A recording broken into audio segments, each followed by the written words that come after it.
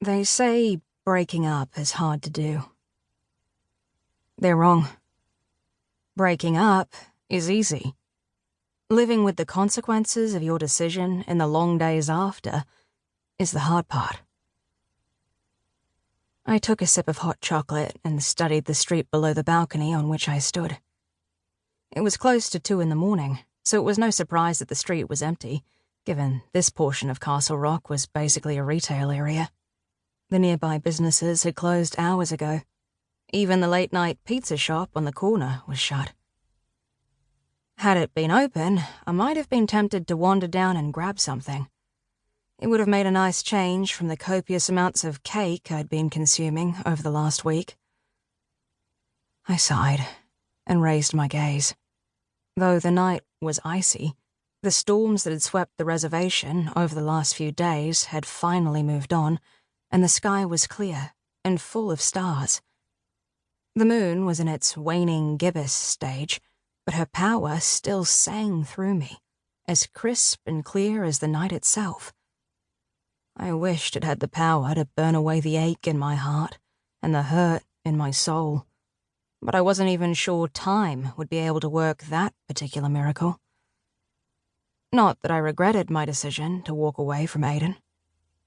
It had become blindingly obvious, even to me, that no matter how much he loved me, and he did love me, I was certain of that, it was never going to be enough. I wasn't a werewolf. I would never be given approval to become part of his pack, and he would never leave them for me. Nor would I want him to. Of course, we could have gone on as we were, but sharing a house and a bed and all the good things that came with a caring, loving relationship had become more and more difficult for me. I wanted the whole box and dice, marriage, kids, and to grow old together, and that was never going to happen with him. I couldn't continue to pretend everything was okay when it wasn't. Sooner or later, his duties as alpha-in-waiting would demand he take a werewolf mate and force him away from everything we had. The fear of that happening was like a cancer in my soul, growing ever darker.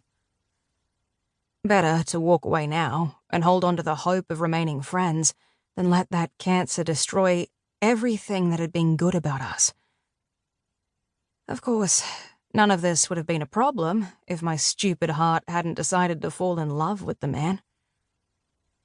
I sighed and closed my eyes.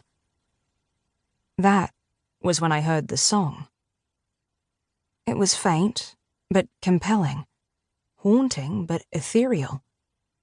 It held no real words and drifted on the breeze as joyfully as blossom petals in spring, yet it stirred something deep inside that was as far from joy as you could get. Fear. My gaze snapped open, and I looked around, trying to pinpoint the song's origin, trying to understand why such a beautiful sound caused so much inner turmoil.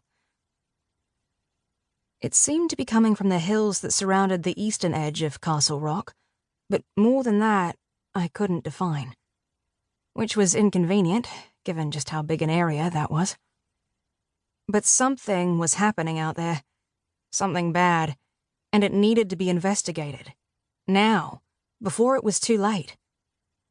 I hesitated, and then reached out lightly to Belle.